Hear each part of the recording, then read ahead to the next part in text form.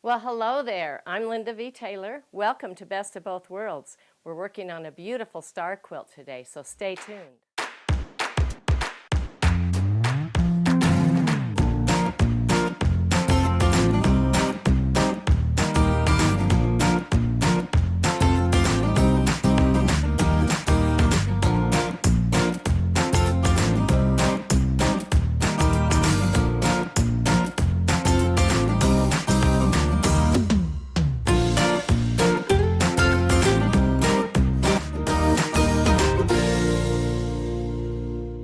This quilt was brought to me by my friend Gail, and it was a size 88 by 88.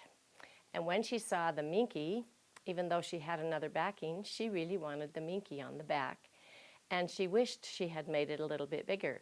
So I told her, it's okay. I can add minky borders on the side with my long arm machine. So now it has turned out to be 110 by 98. So it's a very good size queen. I'm going to show you in another segment how I added those borders and do that all on the long arm. But you can see how beautiful they turned out. And also, this is an added bonus. And it's never happened. I never thought of this before, but it's kind of a fun idea. Because I had to use, the minky was 90 wide, so I cut it 118, two lengths, 118, sewed them together. I knew that would leave quite a bit of extra, but it had to be pieced because it wouldn't cover the entire back. So with that extra, I simply laid muslin on the end when I got down to stabilizing the quilt. Laid muslin across and just did an overall pattern. So now she has fabric that she can use for quilted shams. So it has many areas on the quilt, and of course I used my computerized machine, my Statler, and I also did quite a bit of freehand. So that's what I'm going to show you now and tell you about why I chose the patterns I did for each area. Most of the freehand that I did on this quilt was done in these diamond shapes. And they have several things going on in here. One of the things is I wanted to make sure that these black diamonds extended all the way into the quilt, because when you look at the quilt overall, that's a big part of the design element. So I just did very simply continuous curve in these to keep them as simple as possible, because the rest of the quilting is pretty fancy. So I'm going to start, actually I'm going to start right here, and you'll see why.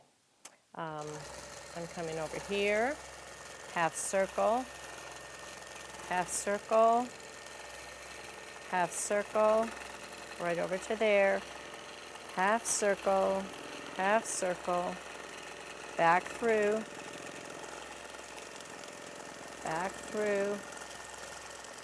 right through there, and then up and over, and that leaves me stopped right there. And then I can begin to put the design that I'm putting in here. And I'm doing the U designs in here, and I'll show you exactly what I mean by that. I come from side to side, and I'm doing U's. I am sewing in constant.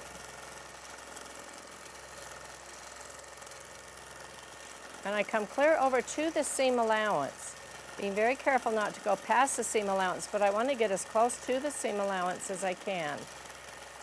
So you can see they are a U shape. They are not a C, they are a U.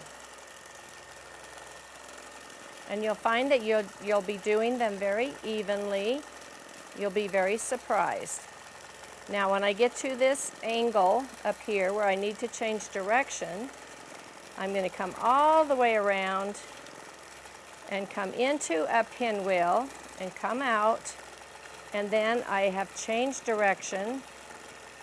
Now I can do the U's going the other direction. And you notice when I get down to this corner, just like when I started in the corner, they get a little bit closer together, so they're a little dimensional. and they just get smaller and fill in that angle beautifully, so it's not a problem. Okay, we're almost there. Now right here, now they're going to get smaller. I still try to go from side to side, real tiny. And then I can just come down here and start on this side. So we do as much as possible without stopping and starting as we can. And if we just look at it and finger trace it, I think that's pretty easy for us to do. So now I'm going up the other side. I am doing this one-handed, but I recommend two-handed because you're going to be a little bit more steady.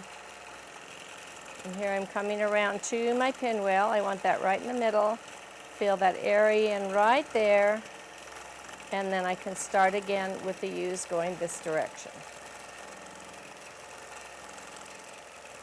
There we go. Look how fast that was. So quick, so beautiful, and all we needed in this area was a little texture. I thought about feathers, and then I thought there's other feathers on the quilt that are beautiful, so I just really wanted the texture in here. And this just fit the bill. And I actually can do it pretty good, so if you practice, you will too. And there we are. Now I will change thread to show you what I did in the green area.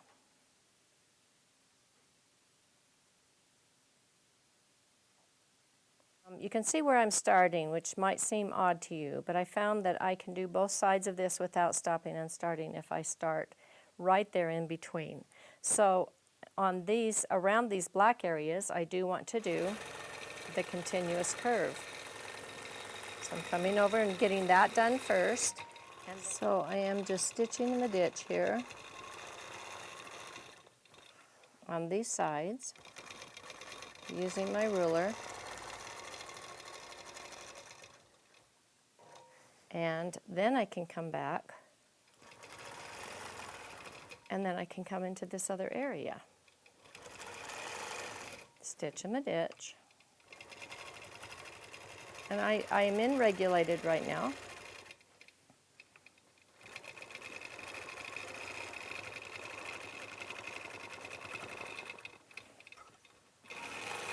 In the half circle, half circle, half circle. Okay, now I'm going to cut that thread, and I am going to go back into constant. And I really have done a lot of curvy things and really fancy things on this quilt. So I wanted another contrast, like the curved cross-hatching in the heart. And this geometric meandering seemed to be the perfect pattern.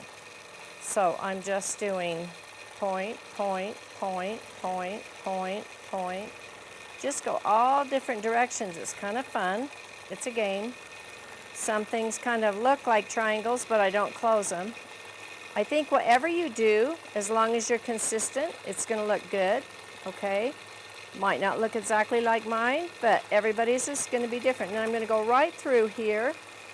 Do you see how easily I switched and went through that area? Again, I'm in constant, but you'll be surprised at how even your stitches are. You tend to move the machine evenly anyway. And this looks so good. And as I rolled the quilt up and saw how dramatic it was on the minky on the other side, I was very, very pleased. And I ended up exactly where I started. Now this diamond is finished.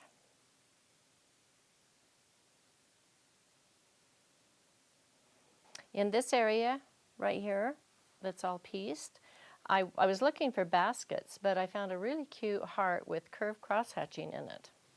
And so I'm just going to take my machine and I can just toggle over to the boundary, draw a boundary, and then I can just click around here, and I want it really close.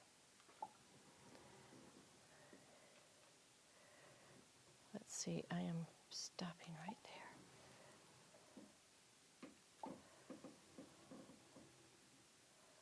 I could have put more points in, but they're pretty straight.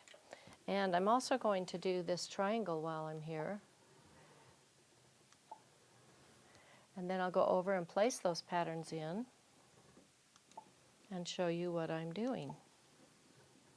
I think you'll really like it because I love it. And we're the same. Here's the heart, and I'm just going to bring it over here for a minute so you can see it bigger.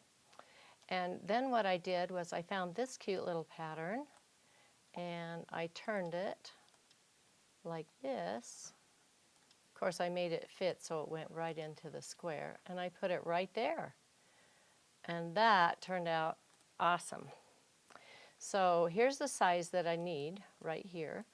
And so I am going to flip this vertically because this one is going on here. So it's going to be upside down. And that's where it's going to be. So now I can play with that one. And then this one is called Magic Carpet. This is the triangle, and I got the triangle and the blocks to match. And I'm going to put it here, and then I can fuss with it. I'm going to bring it over, make it larger so that I can see what's going on here. And what I liked to use on this was actually the gray handles. Worked out really well for me. And to make sure that this is on the edge and right where I needed it to be. Looks like this needs to turn a little bit more this way. There we go. Get it in there. I wanted it as close to the edges as I could get it. Although I am going to come back with a little freehand echoing. So I've got those in there. I like that. So now I'm going to look at this one. And it needs to be over a little bit, and it seems to fit in really well right there. I know you just finagle with these things and play with them until you get them exactly the way you want them. Then let's go up to this one and first get it centered here, and it might be just right. Let's put this up just a smidgen, and this can go over. I want to make sure that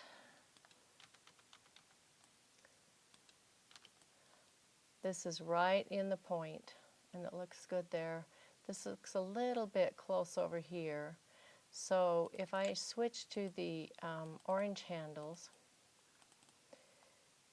it will make the whole thing, I can come in and just make the whole thing just a teeny bit smaller. There we go. Perfect. So then I have a lot of other patterns on here. You can see that I've been playing with, and I don't want the machine to go and try to quilt those, so I do set order, and then I just come in and put, I just did 0, 1, 2 there, and then I put set order, so I know my machine is going to go and sew there first. So now I can just push start quilting. So a little extra fullness in this block, and that's easy to work out as your machine is doing the pattern. You can just kind of manipulate it a little bit, and it just grabs all that fullness and tightens it all up for you. Looks great.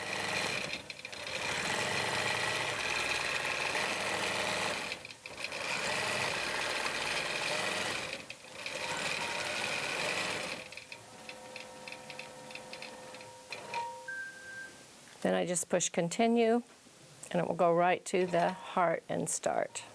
And then I can just cut that little thread.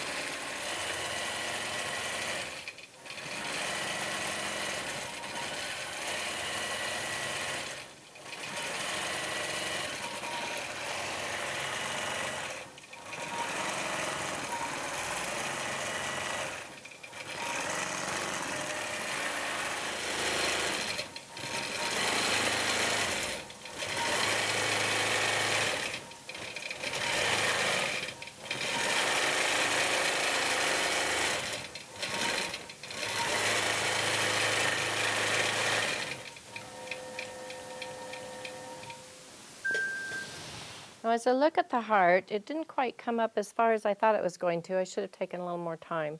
But I want to show you what I'm going to do to have these feathers come up a little closer to this edge. They went over the edge over here, so I'm going to show you how I'm going to fix that. Of course, this would never happen to you. And then I can make these feathers match these feathers very easily. And I will do that freehand. But first of all, I'll go ahead and finish the one that's over here that's ready for the machine with the belts on, and then I'll show you how I'm going to correct that. Stitch that all the way.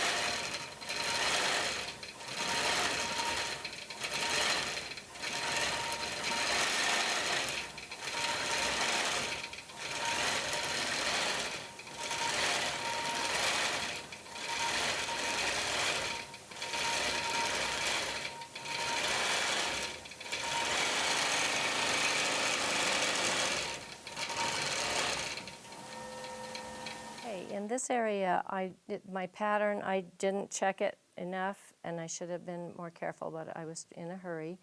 So I went into this other area. And so to correct that, I'm just going to go into my regulated stitch, and I'm just going to come around like this and just do the edges of these feathers. There were only 3 of them. And then I can just unpick. Yes, we have to unpick sometimes. I will just unpick the tips of those feathers that went into the other area. So that correction was easy, and I hope that you don't feel like you know, you can't do that, because it wasn't hard.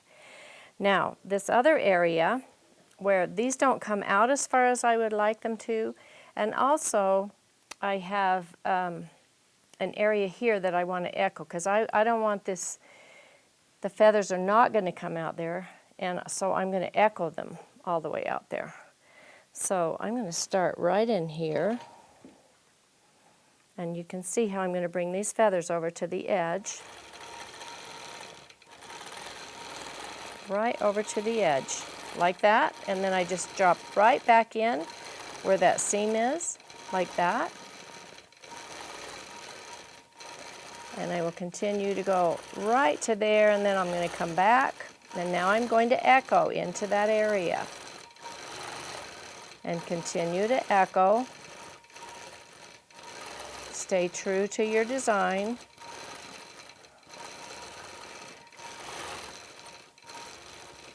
And there we go, right into the very point of that area.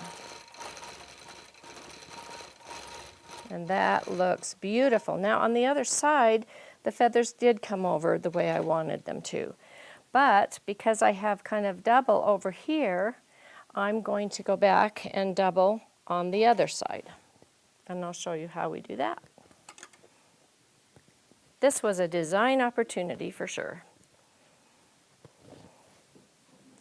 I always say you can quilt more. So I'm looking over there at this green, and it kind of started there. So that's where I'm going to start. And these are just going to be kind of a little feather inside of these feathers, like this. And how far over did I come? I think that's it. Now I'm going to, like I did on the other side, echo into this point.